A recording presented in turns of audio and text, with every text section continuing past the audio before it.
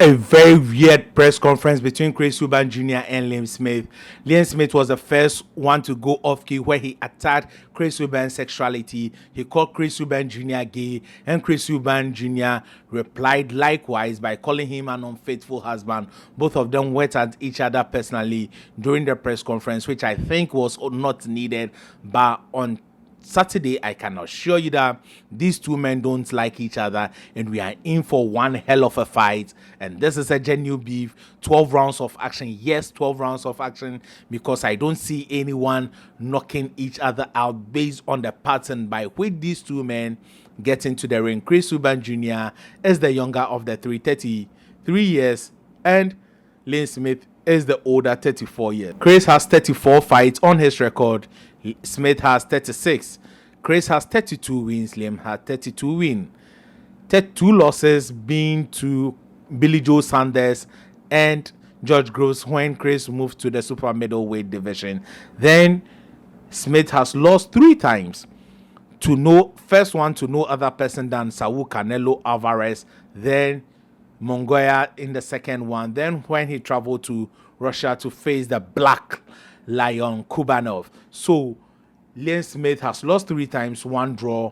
Chris Eubank has not drawn a fight. Liam Smith has 19 knockouts, whilst Chris Eubank Jr. has 23. Chris Eubank Jr. is the taller of the two, and he stands at 5'11", an inch shy of 6 foot, whilst Liam Smith stands at 5'9". Liam Smith has an arm reach of 69 inches, while Chris Eubank Jr. has an arm reach of 73 inches. So it's going to be an interesting fight. Let's look at the arm reach, and I want to say something about this particular arm reach. Liam Smith shouldn't be leaning forward like he usually does. He holds his high guard and leans forward, and that would be a very big disaster for him, because Chris Eubank Jr. is the taller of the two, and he has the arm reach of the two. And Chris Eubank Jr. has a very good jab, and he can be landing his jabs from a distance. Chris Eubank Jr. is also good at fighting backwards, so Liam leaning in to Chris Eubank Jr. would make it an easy work for Chris Eubank Jr. But this is what I think Chris Eubank Jr. will do during the fight. I think Chris Eubank Jr. will start the fight on a very high note, at a very high pace, and take a breather within the 5th and 6th round in order to recover in the later rounds. Slowing down in the middle rounds would be a mistake for him, because that is at the same point at which Liam Smith also picks up his pace, because Liam is a very patient fighter. He takes time to read his opponent, and he's very good at slipping his jab, and I think he would do that. And when he does that, Chris must be ready to counter him too, because Chris must be expecting that if he has really gone ahead to watch Liam. But Liam should rather, I think a lot of people would say, I think Liam should be in the pocket with Chris. If he goes toe to toe with Chris Eubank Jr., I think he is the more durable of the two. He is the better skilled of the two, and he can use his footwork to offset Chris Eubank Jr. Chris Eubank Jr. will then get impatient like he often is. His ego would get to him, saying he is coming into this fight as 50%. Liam Smith should provoke him. This is your 50%, and all those things would get to Chris Eubank Jr.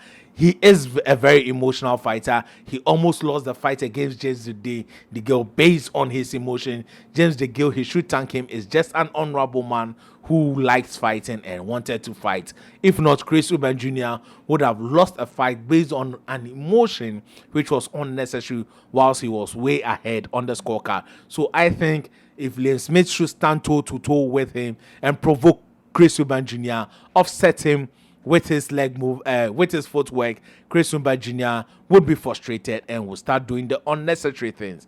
And Chris Eubank Jr., if he wants to win this fight, he should be the aggressor. He should control the pace. He shouldn't slow down in any particular round, because Chris has a penchant for taking rounds in between, and that is not good. Whilst Liam Smith is a very high operator, whilst the fight traveled to the later rounds, and he has decent power, he has a decent chin.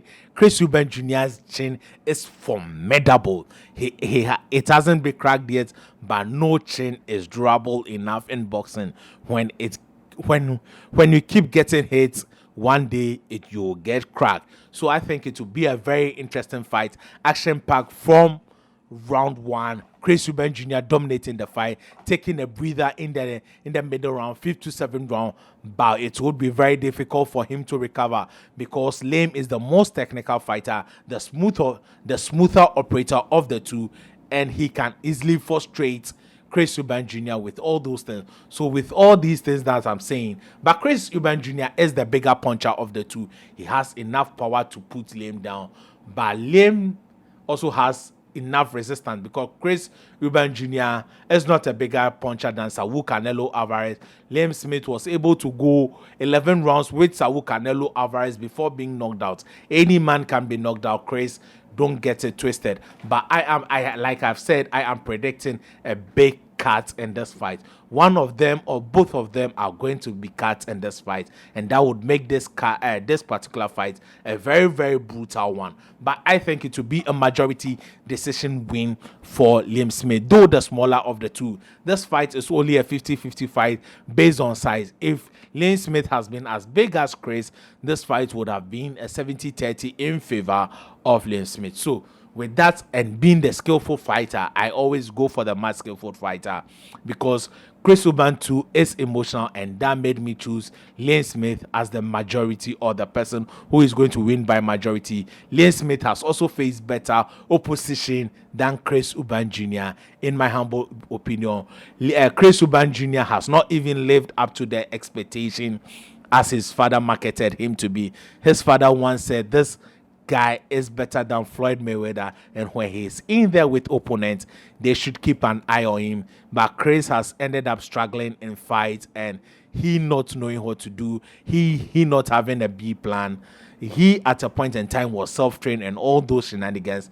Forget it. I think Liam Smith comes from a good heritage of boxing. Chris does, but Liam has all his four brothers or three other brothers in boxing, and they are autism fanatics because their sister or their only sister suffers from that dreadful disorder.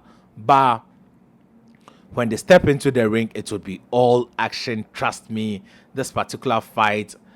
And Chris Eubank's name has also been built up because of the Kenan Ben drug test. Kenan Ben, who tested positive for a banned substance, which was clomiphene, a female fertility drug, and Chris Eubank used the advantage to come at him several times. He recently even came at him when Conor Ben stated that science is good and he has been able to prove his case.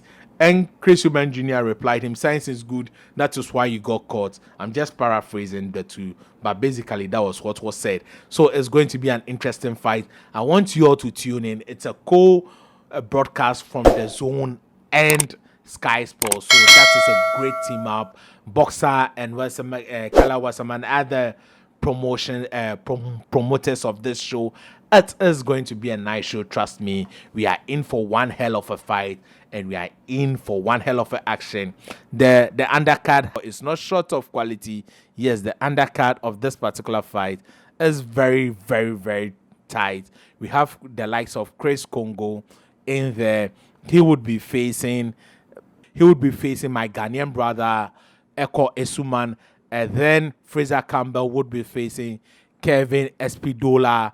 Then Joseph Parker, former WBO world champion, who is back in the ring very quick after his loss against Joe Joyce at the O2 Arena. He would be back in the ring against Jack Messiah, and Scott Forrest against, this is a very action-packed fight, quality fight. I once, at a point in time, I thought Chris Congo was the best welterweight in the UK, but he was flattered, and he has since then not lived up to expectation in his subsequent fight. But his fight against Eko Esuman is for the British welterweight title, the Commonwealth welterweight title, the IBF European welterweight title, then the WBC International silver welterweight champion title. So it's a very quality fight for a B-level opponent or B- level opponent, for them to go at each other. The person who prevails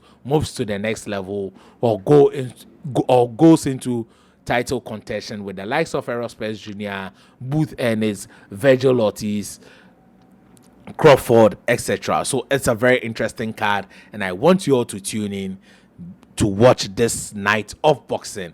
I remind you that my prediction is Liam Smith by a majority decision. So this is my take for this episode. This is how I envision the fight. This is not a technical breakdown. This is how I envision the fight playing out. Thank you for watching. Stay positive. Remember, there is no limit to greatness. Au revoir.